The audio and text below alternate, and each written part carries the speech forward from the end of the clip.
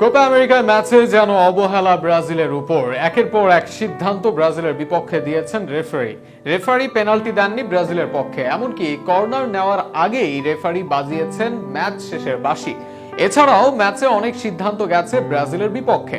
এর আগেও কোপা আমেরিকার মঞ্চে রেফারিং নিয়ে অভিযোগ শুনিয়েছেন ব্রাজিল কোচ ডরিভাল জুনিয়র।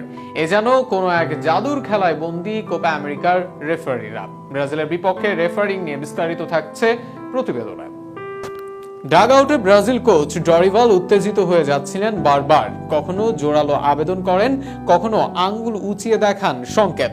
অভিজ্ঞ কোচ ডরিভাল সাধারণত চুপচাপই থাকেন, এমনকি দলের বাজে পরিস্থিতিতেও তেমন আবেগ দেখাতে দেখা যায় না তাকে। সেই ডরিভাল যেন এদিন জ্বলে উঠলেন তেলে বেগুনে, আর তাতেই স্পষ্ট রেফারিং এর ওপর কতটা ক্ষোভ ছিলেন তিনি। ব্রাজিলের বিপক্ষে রেফারিং এর নমুনা হতে পারে ম্যাচের প্রথমার্ধে ভিনিসিয়াসকে পেনাল্টি না দেওয়া। ডি বক্সের ভেতর দারুণ এক বল নিয়ে এগিয়ে যাচ্ছিলেন তিনি। বল পেয়ে সেটাকে গোল বা ক্রসে পরিণত করার কাছাকাছি অবস্থানেও ছিলেন তিনি। এমন সময় তাকে একজন কলম্বিয়ান খেলোয়াড় ফেলে দেন স্লাইড ট্যাকল করে। রিপ্লাইতে সেই কলম্বিয়ান খেলোয়াড়ের বলে প্রথমে পা লাগা স্পষ্ট বোঝা যায়নি, বরং প্রথমে বল কন্ট্রোল করার পর ভিনি যখন শট নিবেন বা পাস দিবেন তখনই তাকে ফেলে দেন সেই খেলোয়াড়। তবে এই ঘটনায় ভ্রুক্ষেপ নেই রেফারির। ব্রাজিলের কোচ ও খেলোয়াড়রা আবেদন করলেও সেটিকে কর্নার দিয়ে পার পেয়ে যান তিনি। তবে সবচেয়ে গুরুত্বপূর্ণ ভুল ডিসিশন দেননি রেফারি ম্যাচের শেষে। 90 মিনিটের খেলা শেষে তখন অতিরিক্ত সময়ের খেলা চলছিল। 94 মিনিটে থ্রো ইন পায় ব্রাজিল।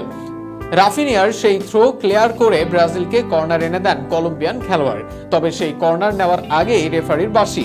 অবাক হয়ে চেয়ে থাকেন ব্রাজিলের খেলোয়াড় ও কোচরা।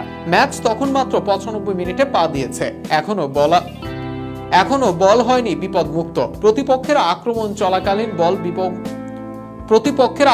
চলাকালীন বল বিপদমুক্ত না হলে কখনোই বাঁশি বাজান না রেফারিরা। সেখানে আস্ত একটা কর্নার না দিয়েই বাঁশি বাজালেন রেফারি। কেন, কিসের এত রেফারির তাড়াহুড়ো, সেটি থেকে গেল অস্পষ্ট।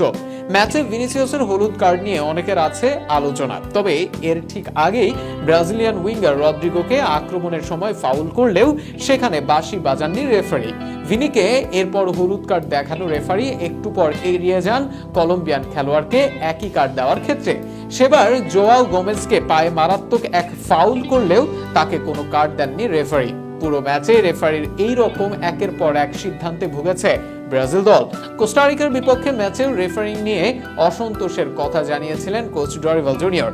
এবার যেন পূর্ণ হলো তার ষোলকলা। আর সেখানে প্রশ্ন, টাকা নতুবা কিসের মায়ায় এরকম সিদ্ধান্ত দিয়ে যাচ্ছেন রেফারিরা?